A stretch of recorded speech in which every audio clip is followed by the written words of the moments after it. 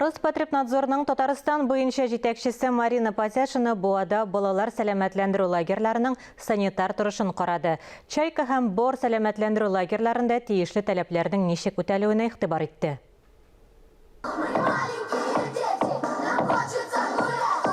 Марина Потяшина башта Чайка лагерында булды. Күзәтчелек органы вәкиле балаларның яшәү шартларын тикшерде, туклануга аерым игътибар бирде.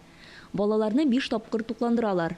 Ашсу остасы Любовь Тюрина сүзләренә караганда, балаларга барыннан да бигрәк макарон, котлет, тәмтомнар ошый. Балаларны туклыклы ашамлыклар белән тукландырырга тырышабыз. Бүгенге менюда тукмач, карабыдай, тавык итеннән гуляш бар. Балалар чәй янына тәмле ризыкларны да бик яратып ашыйлар. Тиешле таләпләрне үтибез. Марина Потяшина сүзләренчә, ашамлыклар сыйфатлы булырга тиеш. Санитар нормаларны үтәмәү күпләп агулануга китергә мөмкин. Баш санитар табиб азык-төлекне саклау шартларында документларны да тикшерде, торак корпусларда булды. Ковидка каршы чаралар оештыруны да бәяләде. Лагеря наполнены только на 75% своей проектной мощности. Роспотребнадзор таләпләре катгый үтәлергә тиеш. Лагерда эшләүче персонал да, балалар да даими табиблар күзәтүендә торырга тиеш. Бүгенге тикшерү биредә барысы да тәртиптә булуын күрсәтте.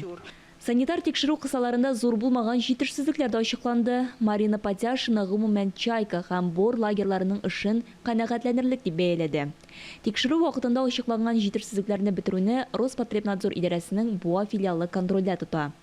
Озилә Батырханова, Камиля Мусина, Илнур Кадыров, Татарстан яңалыклары, Буа районы.